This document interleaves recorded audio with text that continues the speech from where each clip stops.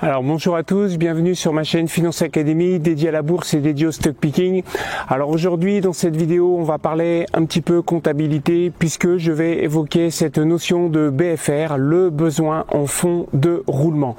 L'idée est de répondre à deux points. Le premier point c'est compléter la vidéo que j'avais fait sur les cash flows opérationnels. Donc je vous mets le lien de cette vidéo sur les cash flows ici ou ici. Et le deuxième point, c'est que je vais répondre à un certain nombre de questions que j'ai reçues, notamment lors de cette vidéo sur les cash flows et qui concernent le BFR. Donc voilà, cette vidéo sur le BFR, c'est parti, je vous retrouve de l'autre côté sur le PC. À tout de suite.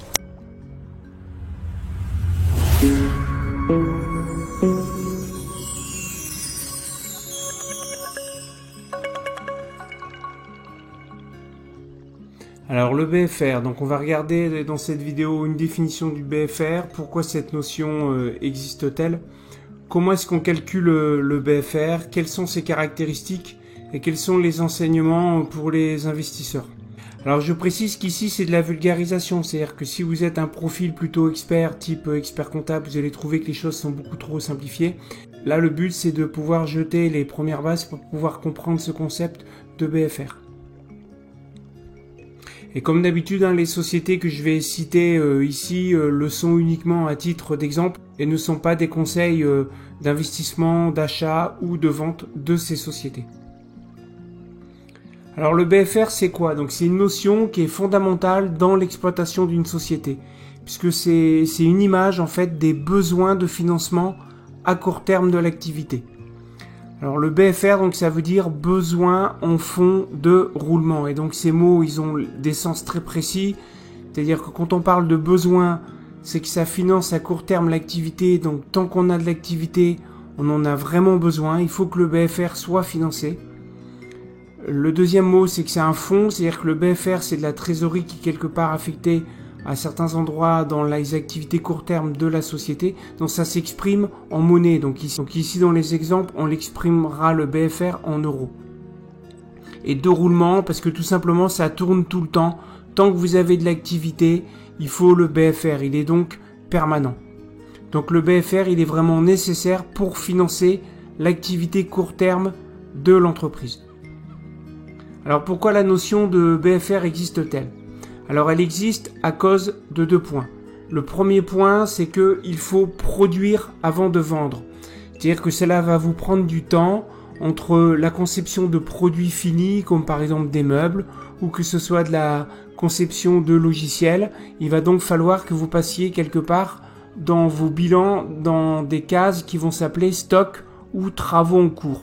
Donc si je prends par exemple des meubles que vous allez fabriquer, vous allez stocker les matières premières que vous allez recevoir de la part de vos fournisseurs seront donc des planches de bois. Après, vous allez fabriquer vos meubles et après les meubles, vous allez les stocker en produits finis. Et là, ça sera toujours pas vendu. Donc, il y a donc toute une partie de votre trésorerie qui va être affectée à ça, qui est donc liée à cette notion de BFR. Donc, la partie stock, c'est pour les objets physiques. Quand vous faites du service type logiciel ou du conseil, etc., vous allez devoir mettre la somme de tous ces coûts, de tous vos travaux qui sont en cours. Et donc dans les bilans, ça ne s'appellera pas des stocks, mais ça s'appellera des travaux en cours. Et là, je vais vous donner des exemples. Donc si je prends le groupe Samsey, qui donc est un distributeur de matériaux dans le bâtiment. Donc vous avez ici vraiment stock de marchandises qui se trouve ici à l'actif au niveau du bilan pour 278 millions d'euros. Donc là on est vraiment sur des biens physiques. Et donc à l'inverse, si vous prenez par exemple une société Sword qui fait plutôt en fait de l'immatériel, on se retrouve avec ici, il n'y a pas de stock mais plutôt des travaux en cours. Donc voilà la première raison qui fait que le BFR existe, c'est qu'il va vous falloir du temps pour concevoir quelque part vos produits que vous allez vendre. Et donc la valeur des stocks qui sont inscrits au bilan, c'est toujours la somme des coûts. Et donc derrière, vous ferez votre marge pour pouvoir le transformer en chiffre d'affaires. Et la deuxième raison qui explique que le BFR est bien présent, c'est qu'il y a des décalages de paiement de vos clients. Par exemple, il y a certains de vos clients qui vont peut-être vous payer cash, c'est-à-dire quand vous allez les facturer, ils vont vous payer tout de suite. Vous avez des clients à qui vous allez accorder des délais de paiement, 30 jours, 40 jours. Donc là, il y a donc un décalage de trésorerie. Et à l'inverse, vous avez aussi des fournisseurs qui vous livrent les produits tout de suite, mais que vous allez payer éventuellement tout de suite ou sous 30 jours ou sous 40 jours. Donc le fait qu'il y ait du cash qui rentre ou qui sort avec des délais qui soient différents, ça génère cette nécessité de modéliser ça dans ce qui s'appelle le besoin en fonds de roulement. Donc vous aurez compris que donc le besoin en fonds de roulement, il s'exprime donc en fonction du niveau de stockage entre guillemets qui est fait par l'entreprise, des décalages de paiement qui sont faits pour les clients et les décalages de paiement qui sont faits aussi aux fournisseurs. Et alors donc comment est-ce qu'on calcule ce BFR? Donc à partir de ces trois agrégats que je vous ai donnés, on va regarder qui se calcule tout simplement à partir du bilan de la société. Vous prenez le stock ou alors ce qui s'appelle travaux en cours si vous faites de l'immatériel. Vous ajoutez les créances clients ou assimilées et vous retirez les dettes fournisseurs ou assimilées. Donc là, je vous donne un exemple. J'ai pris une société totalement fictive avec ici en actif l'immobilisation pour 16 000, des créances clients 5 000, du stock 1000 et de la trésorerie, ce qui fait une somme de bilan de 25 000. Et donc en face, vous avez 17 000 de capitaux propres, des dettes financières et des dettes fournisseurs. Donc ce qui va intéresser ici notre BFR, c'est ce qui est mis en jaune ici. Les créances clients à hauteur de 5 000. Donc ça, je rappelle que c'est du chiffre d'affaires qui est donc facturé mais qui n'est pas encore encaissé. Quelque part, c'est du chiffre d'affaires qui est dehors de l'entreprise, en dehors de l'entreprise, puisque la trésorerie n'est toujours pas rentrée. Vous avez votre stock ici qui est donc dans l'entreprise, la somme des coûts est à hauteur de 1000, et vous avez une dette de fournisseur qui est donc de l'argent que vous devez aux fournisseurs, mais qui vous ont quand même livré ce que vous souhaitez avoir, à hauteur de 2000. Donc quand on fait la formule du BFR, là, on rajoute les stocks, 1000, plus les créances clients 5000, moins les 2000 dettes fournisseurs, on a 4000. Donc c'est positif. Donc c'est une demande d'un effort financier qui sera fait à l'entreprise puisque le BFR, il est positif. Donc tant que votre activité va exister, vous allez avoir besoin de financer votre BFR. Alors très souvent, le BFR, il est positif parce que quand il existe des stocks ou des travaux en cours, plus le fait que l'on paye les fournisseurs en premier, puis les clients payent après parce qu'il faut un certain temps de fabrication entre les deux, le BFR est un besoin qu'il faudra financer.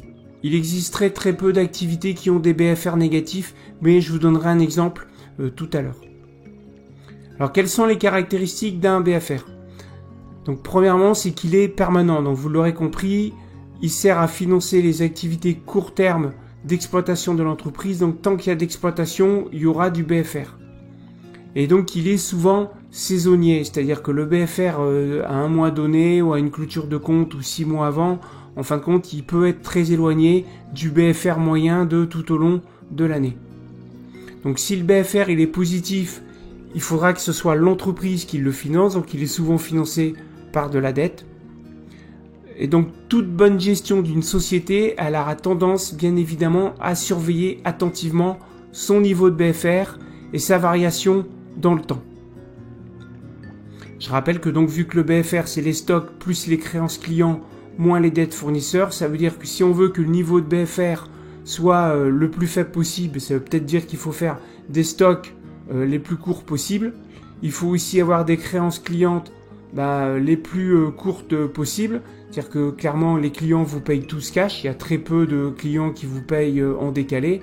Et puis en dette fournisseur, il faut qu'elles soient donc les plus fortes possibles, c'est-à-dire qu'il faut que vous payiez les fournisseurs le plus éloigné possible par rapport à la livraison qui vous est faite. Donc c'est ce que j'ai mis ici, gestion flux tendu des stocks. Bon, pour autant, quand on voit actuellement, suite à la crise Covid et puis maintenant la guerre en Ukraine, il y a possibilité d'avoir des tensions sur les matières premières. Vous pouvez avoir des gestions dont l'objectif n'est pas forcément d'atténuer beaucoup le BFR positif, éventuellement le laisser un petit peu filer, parce que tout simplement on va constituer un certain nombre de stocks, parce qu'on pense qu'avec les difficultés d'approvisionnement ou les inflations, tout ce qu'on aura en stock en propre, géré dans l'entreprise, c'est autant qu'on n'aura pas acheté plus tard plus cher ou qu'on sera peut-être même en rupture. Et si le BFR est négatif, ben, c'est une situation qui est très confortable pour l'entreprise. C'est des cas très minoritaires, puisque là, ça veut dire que vous avez tout simplement, en fin de compte, on va se dire par exemple pas de stock, quasi pas de stock. Les clients vous payent tout de suite, et puis les fournisseurs, vous les payez après. Donc là, vous avez l'activité économique qui, d'un point de vue structurel, se finance tout seul à court terme. C'est une situation idéale, mais malheureusement qui existe assez rarement dans le monde, même s'il y a quand même des secteurs qui sont bien représentés. Alors pourquoi est-ce que nous, maintenant, quand on sait tout ça, et quand on est investisseur et stock picker, on doit s'intéresser au BFR? Bon, la première raison, c'est qu'il faut bien comprendre le BFR pour pouvoir bien comprendre les cash flows. Donc là, je vous remets le petit logigramme que je vous avais indiqué lorsque j'avais fait ma vidéo sur les cash flows, et j'avais évoqué notamment que pour passer de ce qui s'appelle la capacité d'autofinancement au cash flow opérationnel, au flux de trésorerie d'exploitation, il fallait regarder les variations de BFR. Donc c'est là qu'on voit cette notion de BFR, il faut la comprendre. Mais là, on est même sur les variations de BFR d'une année à l'autre. Donc je m'explique ici par un exemple. J'ai pris ici une année 2020 avec les 3 postes qui sont importants pour pouvoir calculer le BFR, et j'ai calculé le BFR de l'année 2020. Et j'ai fait pareil pour l'année 2021. Donc j'ai pris des exemples complètement aléatoires, donc créance client 5000, stock, etc. Donc j'arrive ici à l'année 2020, un BFR de 5500. Quand arrive après l'année 2021, ben, j'ai mes postes qui ont un petit peu bougé et j'arrive à un BFR de 6000. À ce moment-là, ma variation de BFR a été de 500. Donc elle est positive. C'est-à-dire que, comme je l'ai indiqué, avoir des BFR positifs, ça demande un effort à l'entreprise. C'est-à-dire que cette variation de BFR ici qu'on a, cette augmentation de BFR, ben, il y a une partie de la capacité d'autofinancement qui est donc ici de la trésorerie qui va partir dans cette variation de BFR pour pouvoir financer l'activité, et c'est seulement après qu'on va pouvoir récupérer qui s'appelle les cash flow les cash flows opérationnels ou les flux de trésorerie d'exploitation. Donc les BFR qui sont positifs et qui varient fortement ont tendance à imputer fortement vos cash flows opérationnels. Donc voilà pourquoi il est important de maîtriser ces variations de BFR.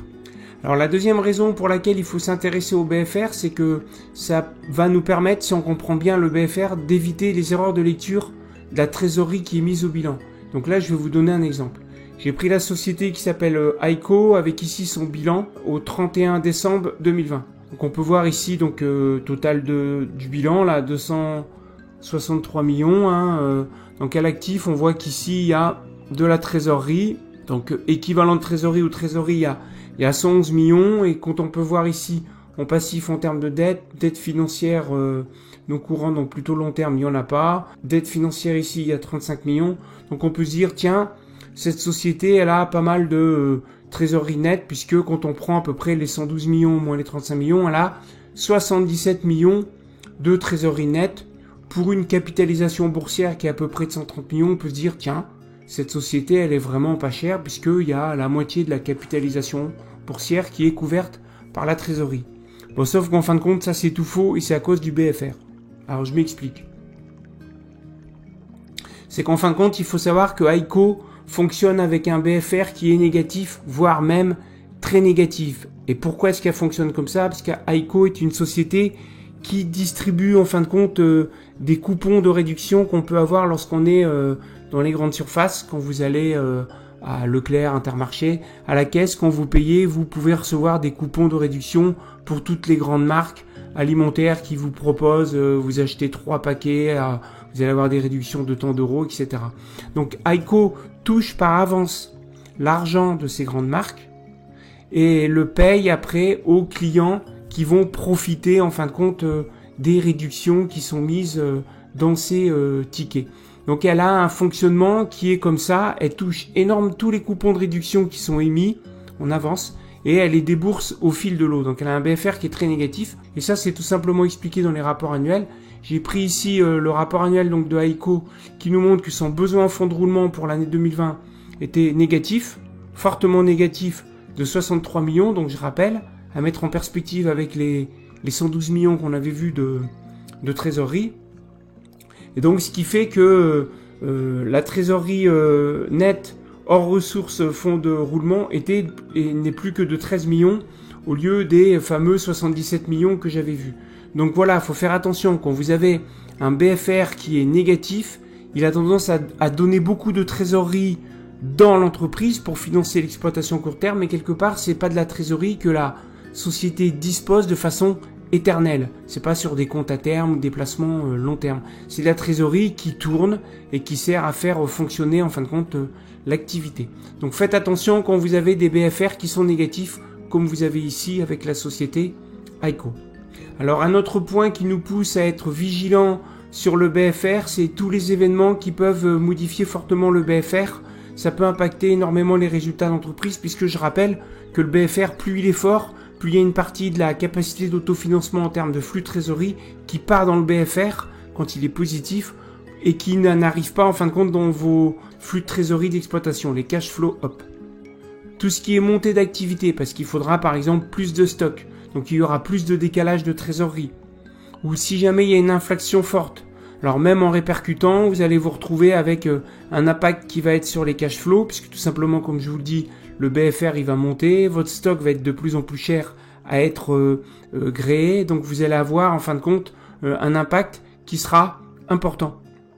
Et il faut aussi savoir que comme je l'ai indiqué, le BFR il est souvent saisonnier, la clôture des comptes se fait alors que le BFR est bas. L'idée c'est de présenter une trésorerie plutôt haute dans le bilan plutôt qu'une trésorerie basse. Donc en conclusion sur le BFR, donc c'est un concept qui est clé pour financer l'exploitation court terme de l'entreprise. Et nous en tant que stock picker, c'est important de le savoir parce que ça impacte la trésorerie qui peut être mise au bilan. Faites attention avec les BFR négatifs, ça peut vous gonfler la trésorerie. Puis si vous faites du screening à juste regarder la trésorerie par rapport à la CAPI, vous allez vous faire avoir parce que vous n'allez pas aller plus loin et vous allez penser que Aiko a énormément de trésorerie alors qu'il y a une partie qui n'est pas du tout à elle. Elle sert uniquement au BFR. Et ça permet aussi de comprendre la construction des cash flow up et des flux de trésorerie d'exploitation.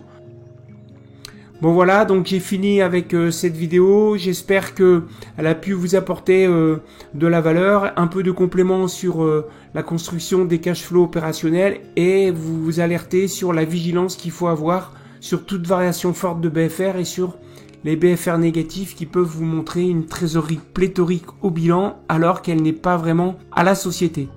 Bon alors je vous rappelle aussi que je suis le rédacteur du newsletter qui est dédié au stock picking, qui est dédié donc à des sociétés que je présente. Donc pour pouvoir bénéficier de cette newsletter, vous allez dans la barre de description, vous cliquez sur le lien, vous vous inscrivez, vous recevez automatiquement mes dernières publications ainsi que tout un tas de contenus, de trucs et d'astuces que je réserve de façon prioritaire à tous mes abonnés. Bon voilà, sur ce, je vous dis donc à bientôt pour une prochaine. Ciao!